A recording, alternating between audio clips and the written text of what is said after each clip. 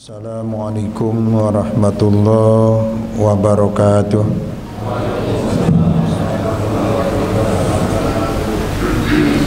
Alhamdulillah,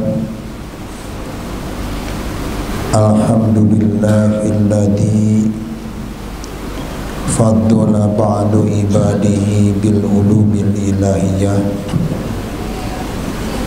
wa ta'arrafa biha ilaihi bisyumusil ma'aribi wal anwaril irfaniyah wa ahabbahu biha ilaihi mahabbatan hatta la yara biha siwa wa walahu biha alaihi bima'unatihi wa bikaromatil wilayah. Asyhadu an la ilaha illallah wahdahu la syarikalah syahadatan yara biha syahidu wa hidiyatahu wal qayyumiyah. Wa sallallahu ala sayyidina Muhammadin wa ala alihi wa sahbihi ajmain. Allahumma ja'al jam'ana hadha jam'an marhumat wa tafarruquna min ba'dihi tafarruqan ma'sumat wa la taj'al ma'ana wa la fina saqiyan aw mahruman. Allahumma athillana ta'ta dhilli arshika yawma la dhilla illa dhilluka wa la baqiya illa wajhuka wasqina min haudi nabiyika Muhammadin sallallahu alaihi wasallam syurbatan hani'atan mari'atan la tadma'u ba'daha abada. Wa as'alukal jannata wa na'imaha wa ma yuqarribuna ilaiha min qawlin aw fa'lin aw amalin wa a'udzu bika minan nar wa ma yuqarribuna ilaiha min qawlin aw fa'lin aw amalin. Amma ba'du, al-mukarramun, para ulama wa zu'ama, al-asatid wal asatidah, ketua beserta anggota DKM, juga ibu-ibu, bapak-bapak yang hadir pada kesempatan ini, semua saya hormati, dan mudah-mudahan kita semua di malam ini ditambah-tambah rahmatnya Allah subhanahu wa ta'ala. Pertama-tama mari kita haturkan puji dan syukur kehadirat Allah subhanahu wa ta'ala yang dengan kudrah irodah, ridho dan inayahnya pada malam ini kita ditakdirkan lagi bersilaturahmi dalam rangka mengisi kegiatan pengajian syahriahan. Dengan kegiatan ini mudah-mudahan menjadi dorongan dan wasilah akan ditambah-tambah rahmatnya Allah, diturunkan ridho dan magfirahnya, Juga mudah-mudahan kita semua dipanjangkan umur dengan sehatnya, dihasilkan segala urusan, dilancarkan segala tujuan, dibarokahkan hidup dan kehidupan. Juga anak-anak kita mudah-mudahan menjadi anak-anak yang soleh dan solihah. Rahmat salam mari kita sanjungkan pada baginda Nabi Muhammad sallallahu alaihi wasallam dan pada seluruh sahabat dan seluruh tabi'in, para pengikutnya, itba'it tabi'in, ulama mutaqaddimin wal ulamaul mutaakhirin, ulama salaf dan ulama khalaf. Tentunya tidak lupa kita semua selaku hamba Allah yang menjadi umat beliau. Mudah-mudahan kita di dunia dapat tamasuk, megang teguh akan segala titahnya, melaksanakan segala yang diperintahnya, menjauhkan segala yang dicegahnya. Di akhirat nanti mudah-mudahan kita semua diakui sebagai hamba yang mutaba'ah pada beliau, juga mendapatkan syafaatul ummahnya. Amin ya rabbal alamin. Pada mukadimah pengajian ini tentunya kita tidak lupakan orang-orang tua kita, sahabat dan kerabat kita yang telah meninggal dunia. Mudah-mudahan adanya di alam barzah, ditempatkan di tempat yang mulia, ditempatkan di tempat surganya Allah Subhanahu wa taala. Juga wabil khusus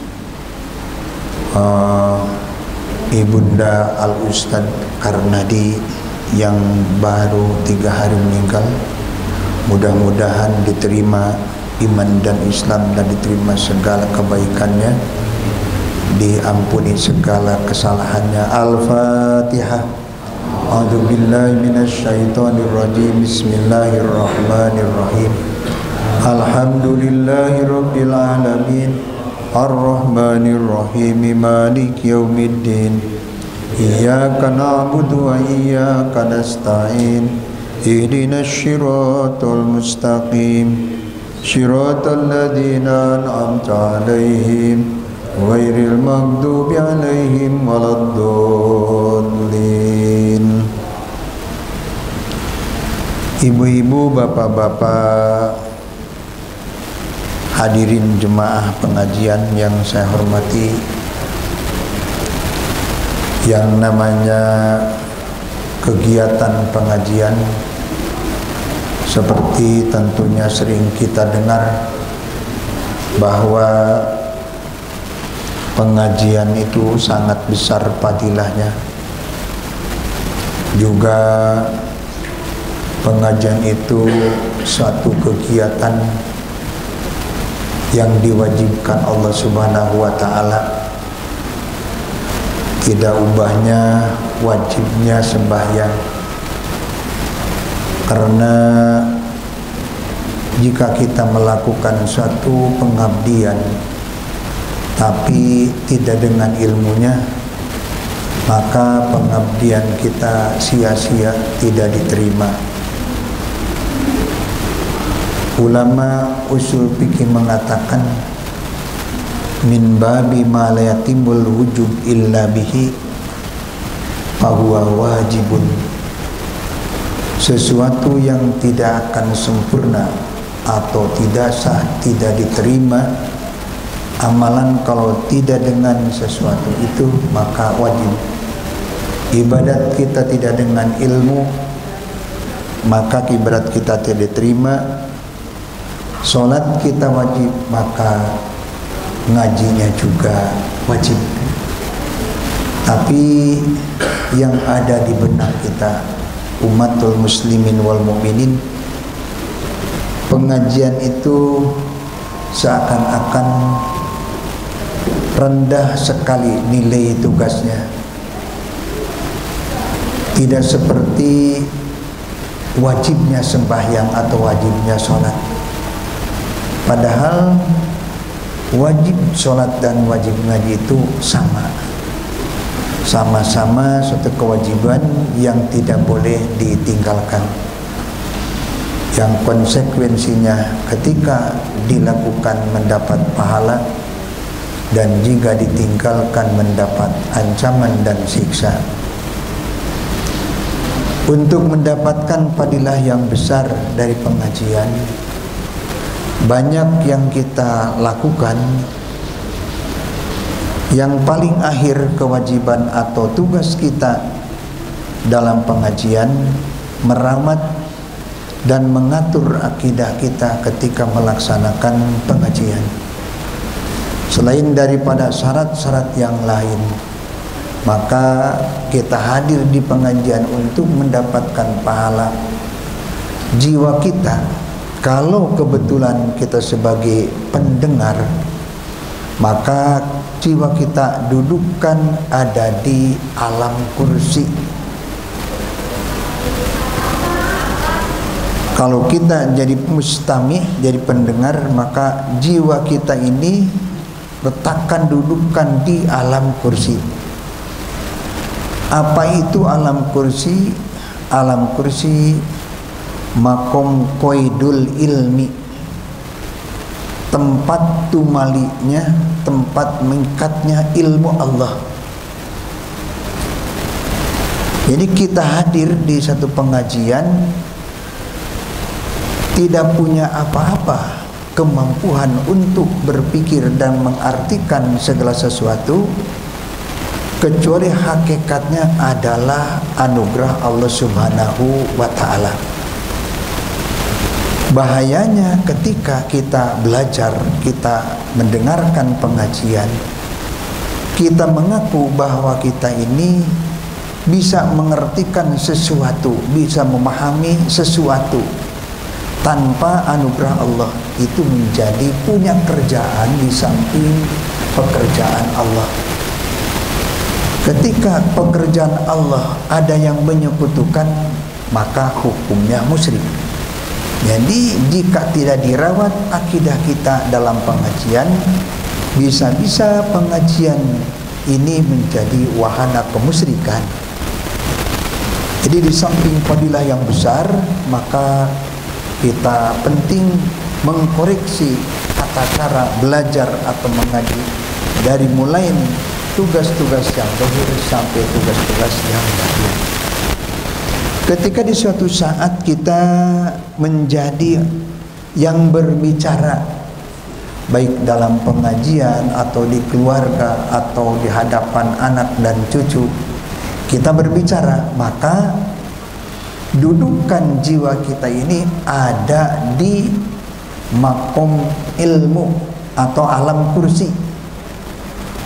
Jiwa ini tetapkan di alam kursi untuk tidak menjadi syirik, untuk tidak menjadi nambah kesalahan lewat kegiatan pengajian. Maka apabila kita menjadi mubalik atau menyampaikan sesuatu wasiat atau amanat, maka dudukkan jiwa ini, jiwa kita ini di alam kursi. Apa itu alam kursi? Alam kursi itu adalah makom ilmu. Artinya ketika kita berbicara, hakikat daripada pembicaraan kita ini bukan kita yang bisa berbicara, menerangkan ilmu, menerangkan hukum, menerangkan tafsir dan hadis dan sebagainya, tapi mulut atau lisan kita ini hanya menjadi sombok penyampai, menjadi makhluk duhur, tempat keluarnya ilmu Allah.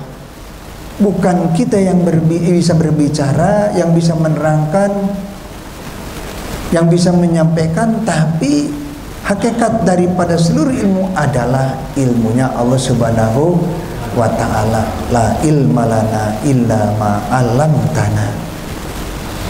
Itulah sebahagian bekal untuk setiap kita melakukan kegiatan pengajian, maka kita harus menempatkan posisi masing-masing, posisi sebagai mustami dan posisi sebagai mubaligh.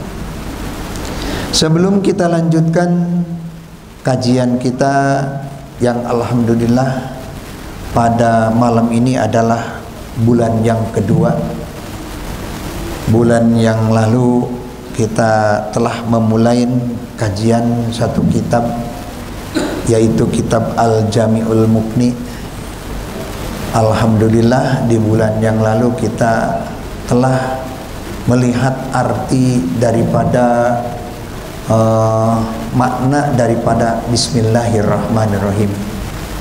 Mungkin ada yang masih mengingat atau teringat apa itu Bismillahirrahmanirrahim, dan kandungan apa yang ada dalam Bismillahirrahmanirrahim. Dan kalau kita riyadhah atau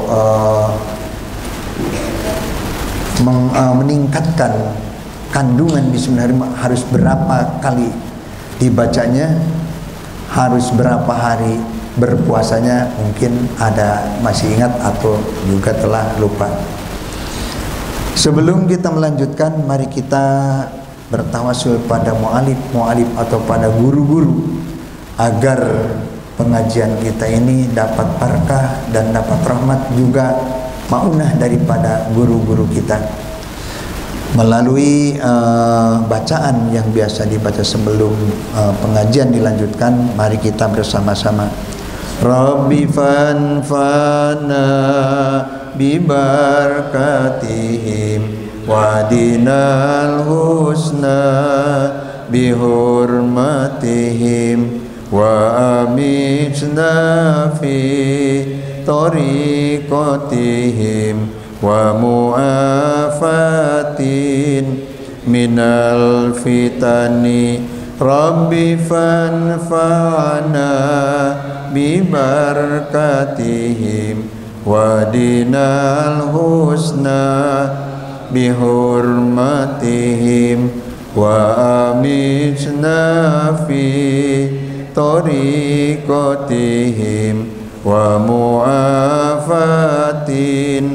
minal fitani. Rabbi fanfa'na bibarakatihim wadinal husna bihurmatihim wa amitna fi tariqatihim wa mu'afatin minal fitani. Wa ila sil muhadib ilal masyahina wa ila al-hadilatil qadar syahina Fatih Tasrif Muhammad Zakaria wa ila hadratin nabi wa nafa'ana bi ulumihim. Al-Fatihah.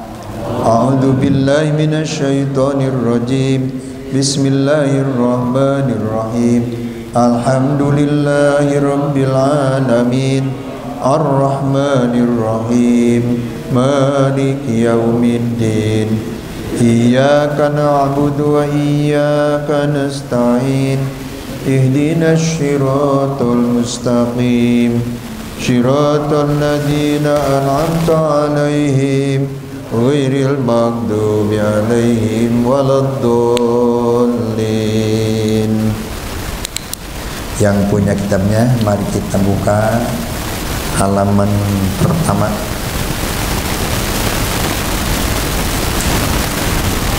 Bismillahirrahmanirrahim.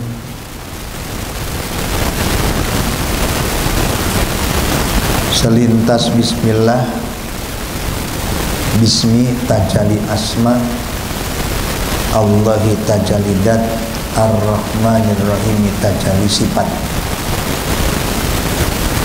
Bismillahirrahmanirrahim penuh tajaliyat, tajali asma, tajali dat, tajali sifat, dan tajali af'al. Itu singkatan daripada kandungan Bismillahirrahmanirrahim. Bismillahirrahmanirrahim. Alhamdulillahilladzi faddala ba'du ibadihi bil ulumil ilahiyah.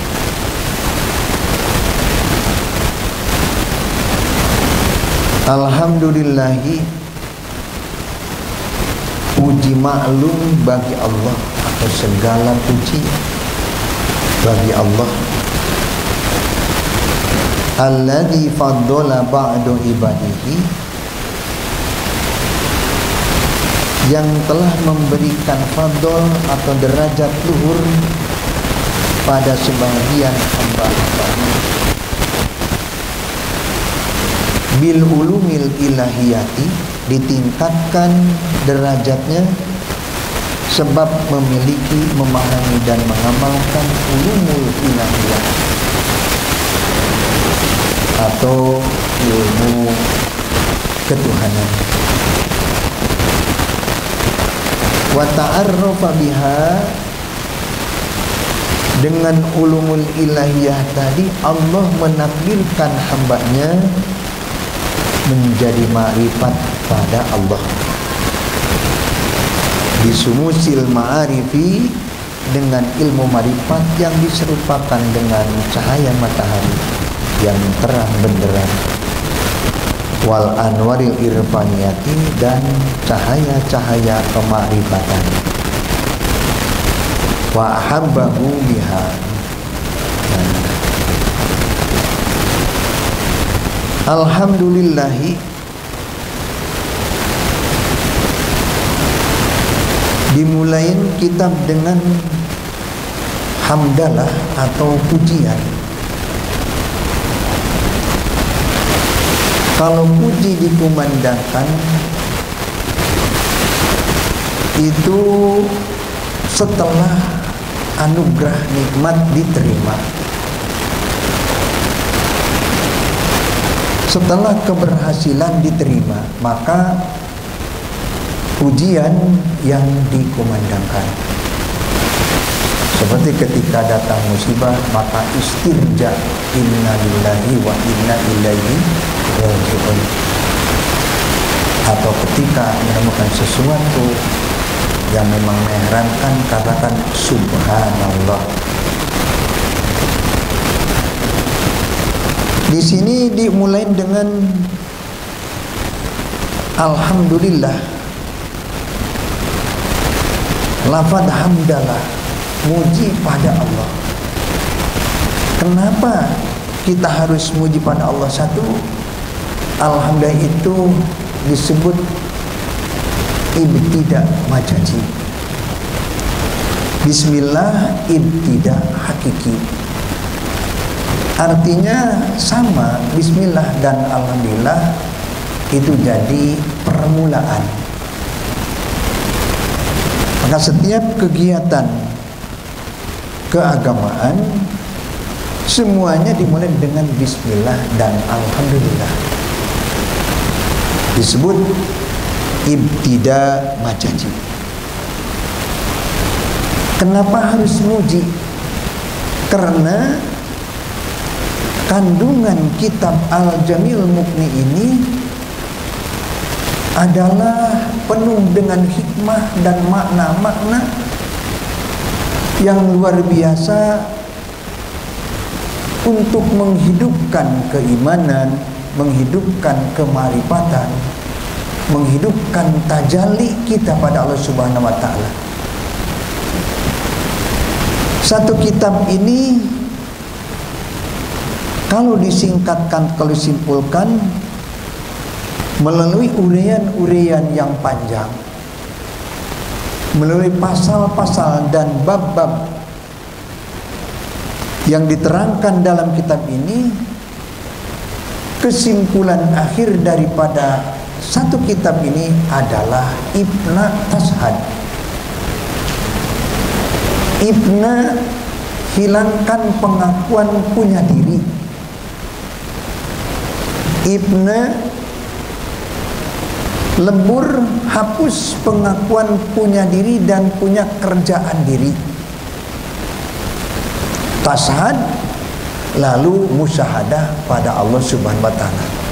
Ini kandungan, singkat kandungan daripada kitab Al-Jamil Mughni ini.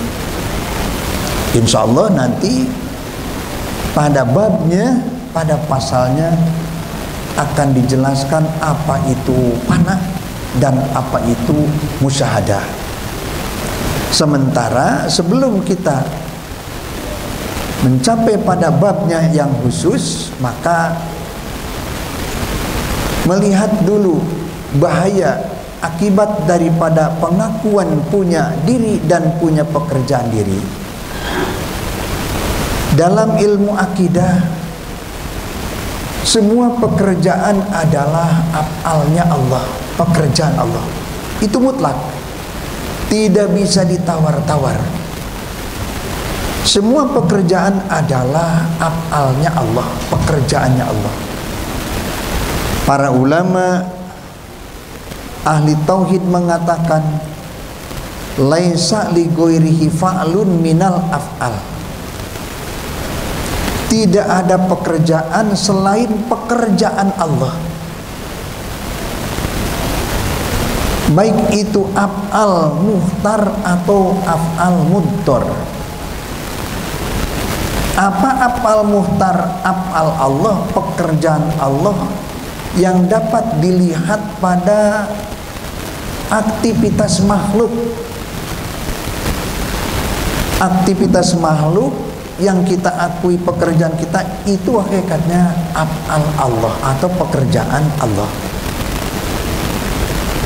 Disebut apanya? Af'al muhtar namanya.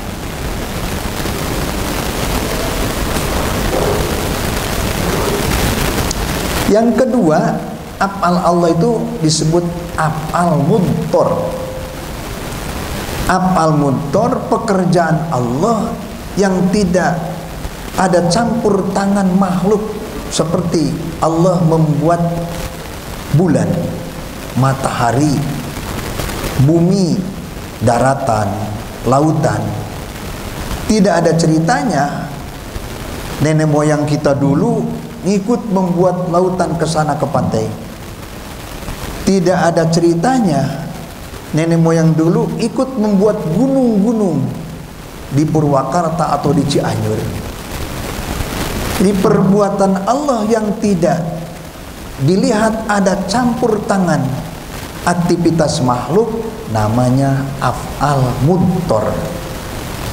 Kalau af'al Allah yang dapat dilihat pada pekerjaan manusia, Allah membuat gedung yang tinggi, Allah membuat jalan layang, Allah membuat jalan, itu semua af'al Allah. Hanya dilihatnya ada pada aktivitas manusia atau aktivitas makhluk, disebut af'al muhtar namanya. Kok bisa disebut af'al Allah atau pekerjaan? Padahal kan manusia yang membuatnya. Manusia bisa membuat satu bangunan. Kenapa? Karena ada hidupnya, ada ruh. Ruhnya itu ada ketika ada induknya ruh, yaitu yang dikatakan Ruhul A'dom, Nur Muhammad. Ruhul A'dom ditakdir Allah Subhanahu wa ta'ala. Hakikat daripada orang yang bekerja itu adalah pekerjaan Allah Subhanahu wa ta'ala. Jika tidak ada ruhnya, jika tidak ada Nur Muhammadnya, Ruhul A'dom, jika tidak ada Allah, maka orang tersebut tidak akan bisa mengerjakan segala sesuatu. Dianya sendiri tidak akan ada. Maka hakikat daripada seluruh pekerjaan, baik muhtar atau muhtar, adalah pekerjaan Allah Subhanahu wa ta'ala.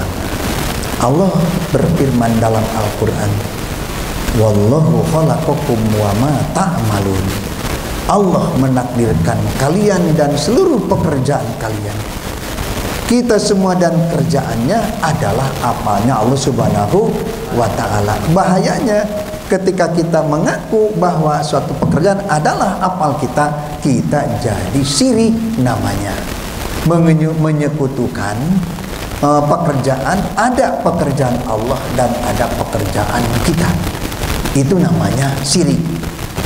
Kalau umpamanya pekerjaan Allah tidak ada, yang ada cuma pekerjaan, tidak mengakui dan tidak menerima,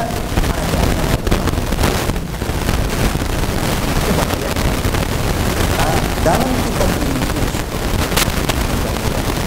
dapat memetik makna insya Allah kita mengupas dan membersihkan syirik yang dohir dan ciri-ciri dan topik kesabaran. Itulah sedikit kandungan kitab yang kita selanjutnya. Mudah-mudahan kita punya umur juga kita dapat mengikuti terus pelajaran-pelajaran selanjutnya supaya hidup kita ini benar-benar menjadi manusia yang sempurna, manusia yang paripurna bertauhid kepada Allah Subhanahu wa taala. Ketika kita bertauhid, maka apapun yang kita kerjakan akan menjadi nilai-nilai kebaikan. Baik itu bentuknya ibadat atau juga bukan ibadat seperti kita bekerja dan sebagainya. Insya Allah kalau kita sudah tauhid dan ma'rifatullah, semua akan menjadi nilai-nilai kebaikan. Nah, alhamdulillah dimulai di permulaan kita ini karena isi kandungan kita ini adalah kitab yang sangat penting dan sangat mulia jika kita memahami dan bisa mengamalkan. Alhamdulillah kalau dilihat dari bahasa Arab, kalau di pesantren ilmunya ilmu mengatur tata cara berbicara Arab, ilmu nahwu namanya, dan ilmu sorof, ilmu nahwu untuk mengatur i'rabnya, ilmu sorof untuk mengatur bentuk kalimatnya. Kalau dengan bahasa lain ilmu nahwu untuk mengatur tartibnya, kalau ilmu sorof untuk mengatur sigotnya atau sigatnya dalam bahasa Arab. Alhamdulillah sedikit kita melihat pelajaran yang biasa anak-anak atau biasa di pesantren dipelajari, tapi kita juga perlu dan kita juga penting memahaminya. Alhamdulillahi ada dua yang harus kita pelajari, kita pahami. Satu, alhamdulillah, al daripada alhamdulillah. Kedua, lillahi, lam daripada lillah.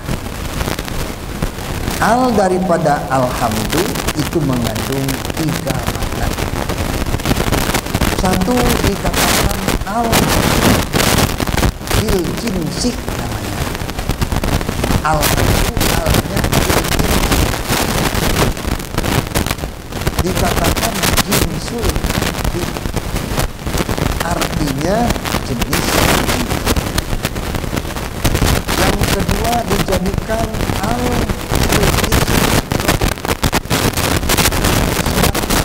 semuanya. Dikatakan jami'ul hamdi, artinya semua dan seluruh puji. Yang ketiga disebut al-lil ahdi, al-lil ahdi dihni, pujian yang dapat dibisikkan dengan hati, tidak dengan perkataan dan dengan makin bisik. Lam daripada lillahi menjadi tiga makna. Lam yang pertama maknanya adalah lam lil milki, artinya milik. Dikatakan mamlukun billah, dimilik Allah, dimilikkan pada Allah.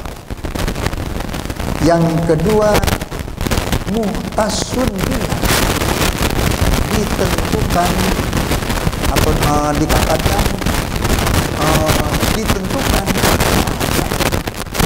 Yang kedua langsung khusus, dikatakan muhtasun billah yang artinya ditentukan pada Allah. Yang ketiga mustahakun billah, artinya dihakkan kepada Allah. Tiga dari alhamdulillah disambungkan dengan tiga lam lillahi menjadi 9 dua. Kenapa jadi 9?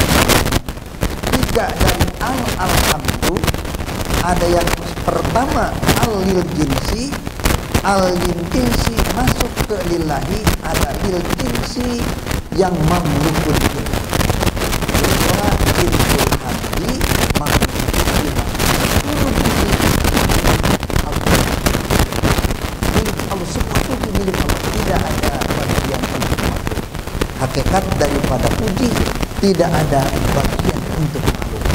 Adapun manusia yang ingin dipuji, artinya itu manusia mengambil sikap dan sifat Allah Subhanahu wa taala. Tidak sopan namanya. Orang yang dipuji, orang yang mau dipuji, yang disebutnya adalah orang yang kibir, juga orang yang ingin dihormati. Yang menghormati yang boleh, tapi ingin dihormati menjadi orang yang kibir itu disalah. Karena seluruh puji adalah milik Allah. Yang kedua, jinsul hamdi muhtasun billah. Jenis puji ditentukan pada Allah. Yang ketiga, jinsul hamdi mustahakun billah. Jenis puji dihakkan pada Allah. Yang pertama. Yang kedua, al lil istighraq. Dikatakan jami'ul hamdi. Jami'ul hamdi mamlukun billah. Seluruh puji dimilikan pada Allah. Jami'ul hamdi muhtasun billah. Seluruh puji ditentukan pada Allah. Jami'ul hamdi mustahakun billah. Semua puji dihakkan pada Allah. Yang ketiga, al lil jinsi lil istighraq lil ahdi dihni. Biarkola hamdul ma'hud. Puji yang maklum, puji yang dimaklum dengan hati, yang ada pada bisikan hati. Muji pada Allah yang tidak dilisankan, yang tidak dikerjakan dengan anggota, tapi hanya hati yang muji. Ya, hamdul mahud. Hamdul mahud mamlukun billah. Puji maklum dimilikan pada Allah. Hamdul mahud muhtasun billah. Puji maklum ditentukan pada Allah. Hamdul mahud mustahakun billah. Puji maklum dihakkan pada Allah. Jinsul hamdi jenis puji, baik itu puji kodim alal kodim, mujinya Allah pada Allah sendiri. Seperti ketika kiamat terjadi, seluruh makhluk udah dihapuskan Allah, bumi udah dihancurkan, manusia-manusia belum dibangkitkan dari alam barzah, dari alam kuburnya masing-masing. Allah berfirman dalam Al-Quran, limanil mulkil yaum. Pada hari itu Allah berkata, siapa yang dulu berdegong, yang dulu kibir, yang dulu merasa hebat waktu di dunia, hebat karena kekayaannya, hebat karena kepangkatannya, hebat karena ilmunya. Limanil mulkam, coba menghadap kami sekarang. Coba maju ke depan. Siapa yang dulu waktu di dunia memang karena kekayaannya, karena kepangkatannya, karena ilmunya jadi kibir, coba maju ke depan. Manusia yang masih ada di alam barzah semua, tidak ada yang menjawab. Langsung beliau Allah SWT yang menjawabnya, lillahil wahidil qahar. Semua puji adalah bagi Allah yang maha maksa dan wisesa. Itu puji Allah pada Allah. Hakikatnya seluruh kalamullah seperti ayat Al-Fatihah dimulai dengan Alhamdulillah, itu kalamullah. Yang muji hakikatnya adalah Allah pada Allah. Alhamdulillah itu kalamullah. Jadi Allah yang berbicara hakikatnya itu. Jadi puji kodim ala kodim lillah. Jadi dimilik Allah, hak Allah, dan ditentukan pada Allah. Itu jenis puji. Atau puji kodim alal hadis. pujinya Allah pada makhluk-makhluk, pada manusia. Seperti ketika Allah memuji Nabi Ayub alaihissalam, ketika Nabi Ayub diberikan ujian sakit yang luar biasa, seluruh tubuhnya menjadi busuk, seluruh daging-dagingnya habis dimakan ulat. Karena daging Nabi Ayub sudah habis, maka ulat makan ulat, kanibal, ulat makan ulat. Yang kecil dimakan dengan yang gede, yang gedenya kedua. Akhirnya ulatnya habis, tinggal dua. Yang satu mau makan, yang satunya tidak kuat, tidak mampu. Yang satunya lagi tidak mampu juga. Maka si ulat tersebut akan menggigit hatinya Nabi Ayub alaihissalam. Ketika hatinya mau digigit ulat, Nabi Ayub bermunajat pada Allah, ya Allah, ketika hatiku digigit ulat, bagaimana caranya aku bertakwa padamu ya Allah? Maka si ulat dua-duanya itu tidak bisa menggigit, jatuh ke tanah. Yang satu terbang menjadi lebah, yang satu masuk ke air menjadi lintah. Ini itu riwayat Nabi. Dengan segala kesabaran Nabi Ayub, maka Allah mengatakan innahu huwa awwab. Ayub termasuk hamba kami yang banyak kembali, banyak bersabar pada kami. Itu puji qadim alal hadis.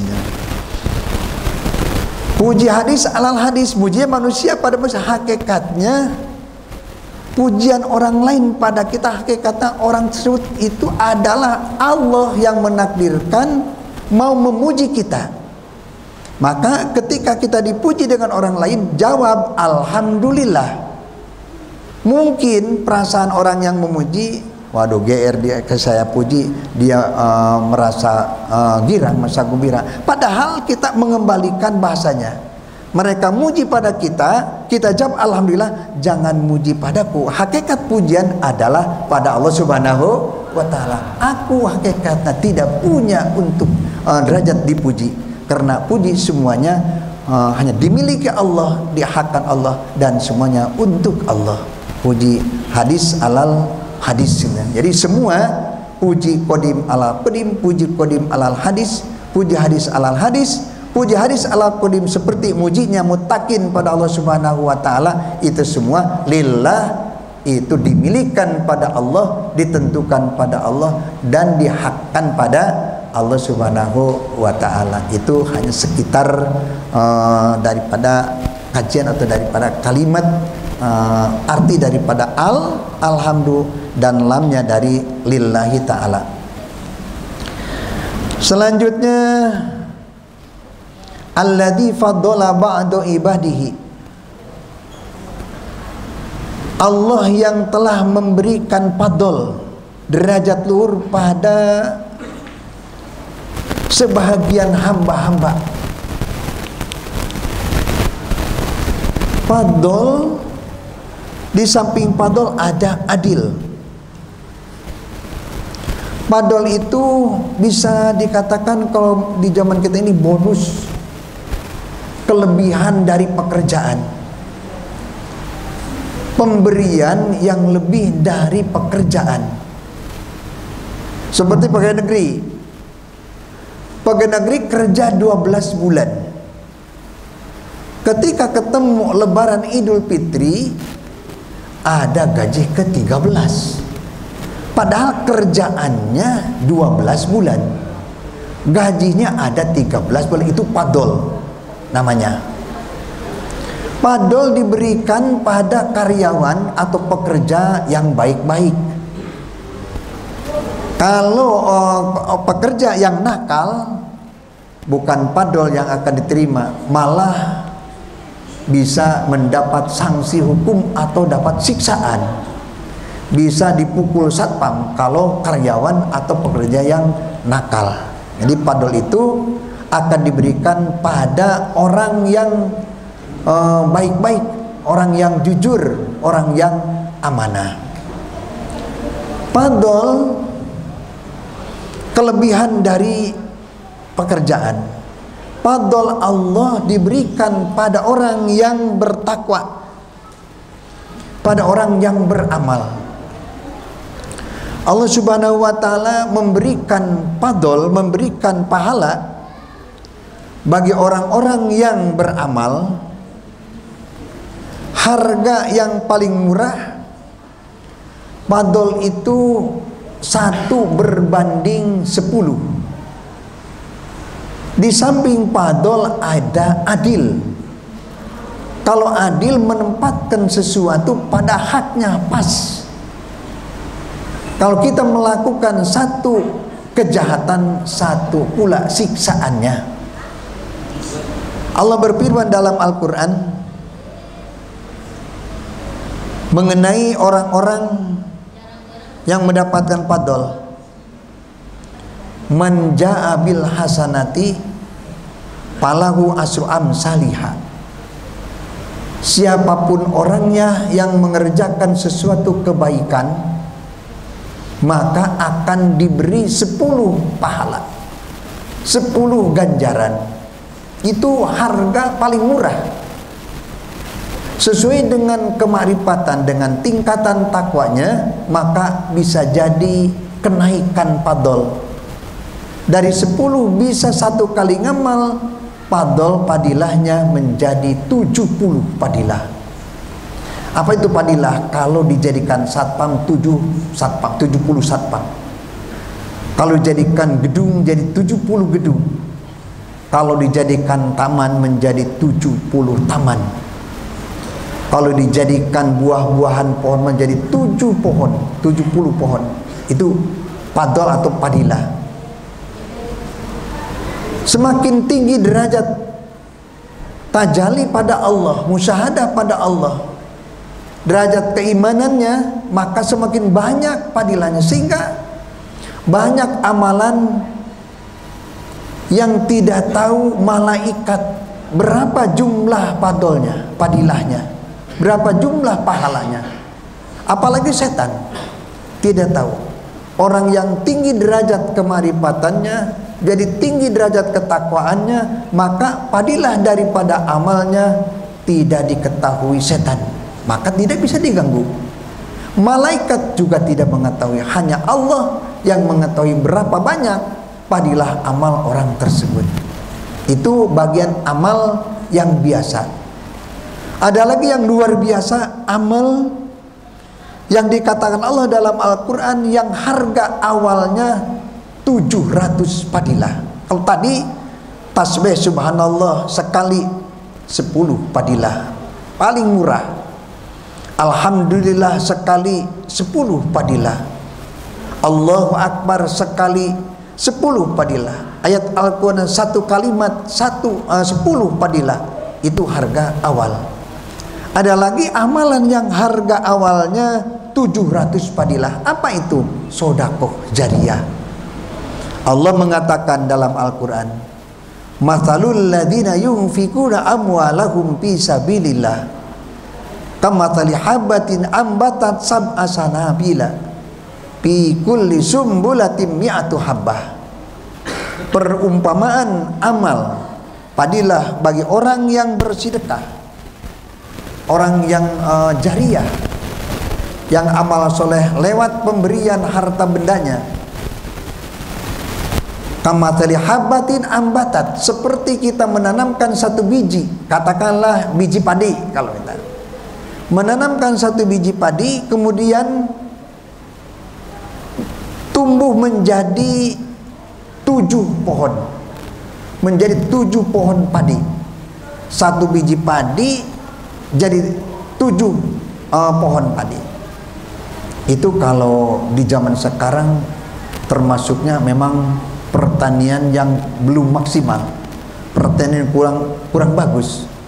Yang bagus kalau sebiji padi ditanamkan, maka beranak menjadi 20, menjadi 30 pohon ya. Dalam Al-Quran dikatakan satu biji padi menjadi 7 pohon. Satu pohon menjadi 10, jadi satu tangkai, tangkai padi. Fikuli sumbulatin mi'atu habah, satu orang tangkai padi menjadi 700 biji padi. Jadi 100 biji padi.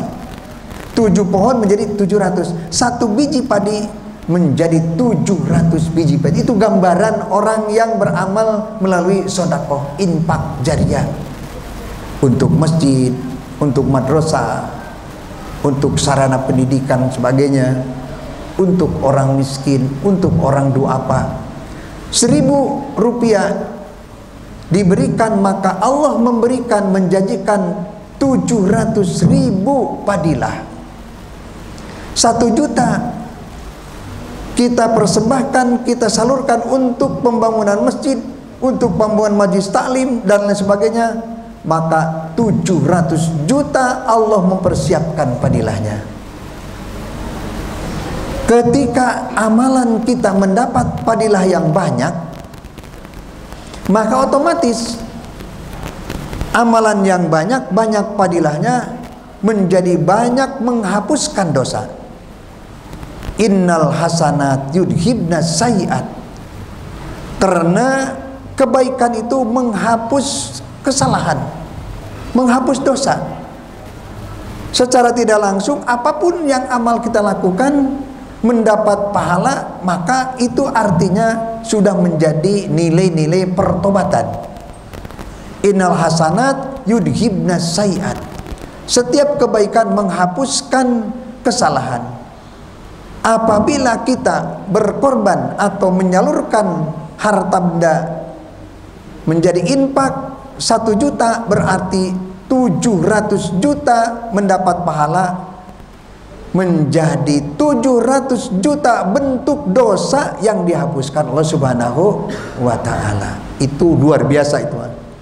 Amal yang biasa tadi 10 harga awal, kalau infak harga awalnya 700. Semakin tinggi derajat kemarifatan orang yang berinfak, semakin tinggi derajat tajalinya orang berinfak, maka semakin banyak juga padilah atau pahala yang diterimanya. Jadi 1.000 yang kita berikan sebagai infak, maka 700.000 Allah memberikan kebaikan, 700.000 juga dosa yang dihapuskan.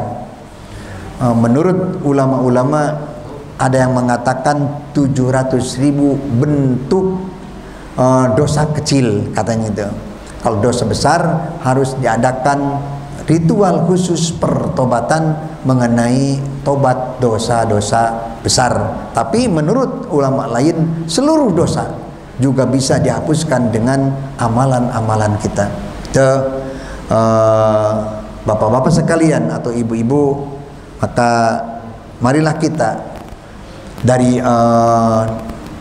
segala hasil aktivitas kita tanamkan, sisihkan untuk cadangan kita nanti di akhirat. Karena kalau tidak sekarang kita menukarkan harta benda kita, nanti setelah kita masuk di alam barzah tidak ada waktu untuk menukarkan lagi harta benda kita. Karena setelah kita masuk ke alam akhirat, layan pemalu wala banun, sudah tidak berarti lagi, tidak berguna lagi, anak tidak berguna lagi, harta kekayaan.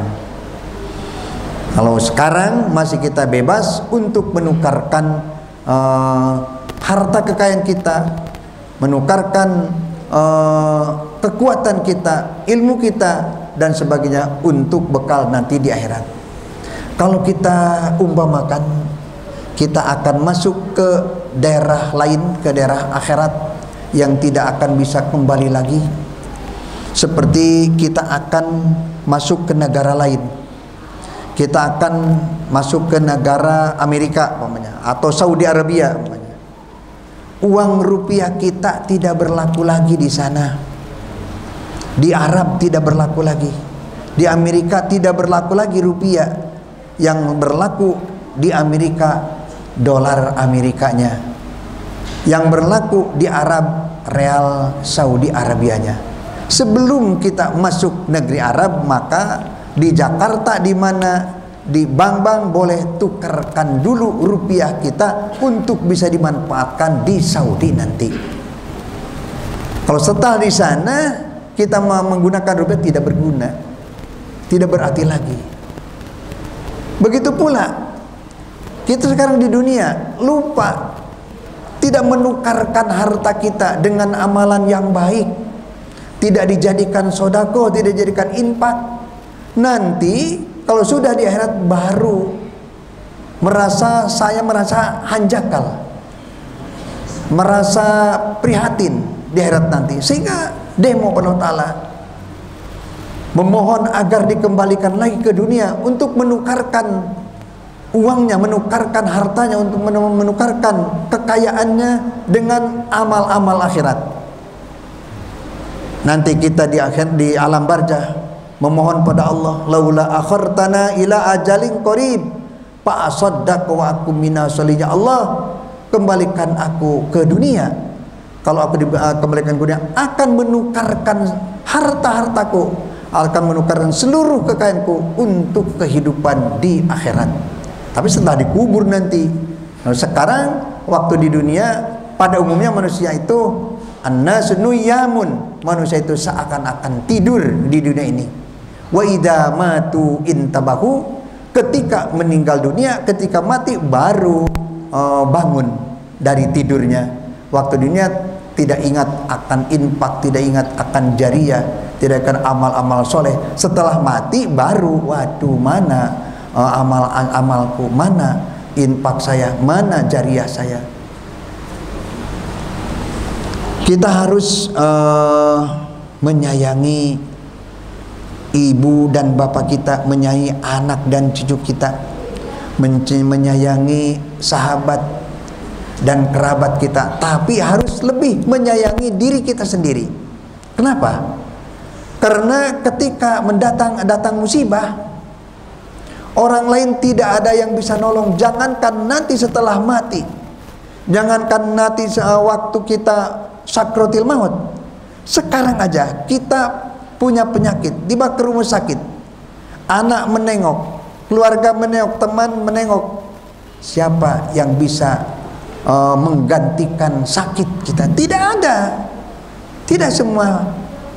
Paling-paling teman kita sabar, yang sabar aja ya, nggak bisa apa-apa, yang sabar gitu. Apalagi nanti ketika sakratul maut, di sana dikatakan wa antum hina idin tangdurun. Ketika sakratul maut, tangdurun, yang lagi sakratul maut hanya bisa melihat ke alam akhirat, melihat ke alam dunia, melihat ke jendela neraka, melihat ke jendela surga. Maka kalau kita perhatikan orang yang sedang sakratul maut, sekali-kali wajahnya seperti ceria, seperti gembira, tapi sekali-kali wajahnya seperti ketakutan. Itu mungkin dia sedang dibuka pintu neraka menjadi takut. Kalau dibuka jendela surga menjadi gembira. Neraka apa? Neraka alam misal. Surga apa? Surga alam misal. Tangdurun, tidak bisa apa-apa. Lagi kita sakratul maut hanya bisa melihat. Apalagi malakul maut sudah mendekat, beberapa menit atau beberapa detik lagi kita akan dipisahkan dengan arwah kita, akan dicabut ruh kita. Nah, di sana orang yang bertauhid terakhir daripada gangguan setan, mengolok-olok manusia supaya manusia itu tidak iman dan tidak Islam, meninggal dunianya, agar supaya imannya jatuh. Maka setan merupakan atau menggambarkan, mengakui akulah malakul maut, maka akulah yang akan mencabut nyawa kamu. Di sana yakin kita malakul maut yang akan mencabut. Allah tidak diingatkan, lupa Allah. Yang ingat malakul maut musyrik. Kita sebelum meninggal tinggal beberapa detik, karena malakul maut yang kita lihat yang akan mencabut nyawa bukan Allah yang mematikan, padahal Allah al-muhyi, Allah al-mumit, Allah yang menghidupkan, Allah yang mematikan. Bisa murtad, bisa musyrik dengan malakul maut ya. Maka penting sekali ngaji ilmu tauhid, ilmu ma'rifatullah, ilmu tajalli, ilmu musyahadah, agar ketika nanti kita sakratul maut bisa bertahan iman kita, bisa bertahan Islam kita, sehingga tidak bisa diganggu dengan gangguan setan. Tangdurun ketika sakaratul maut, keluarga, anak cucu, istri atau suami, tangdurun, hanya bisa melihat, tidak bisa apa-apa. Wa antum hina idin tangdurun, hanya bisa melihat. Jadi kita harus lebih sayang pada diri kita sendiri.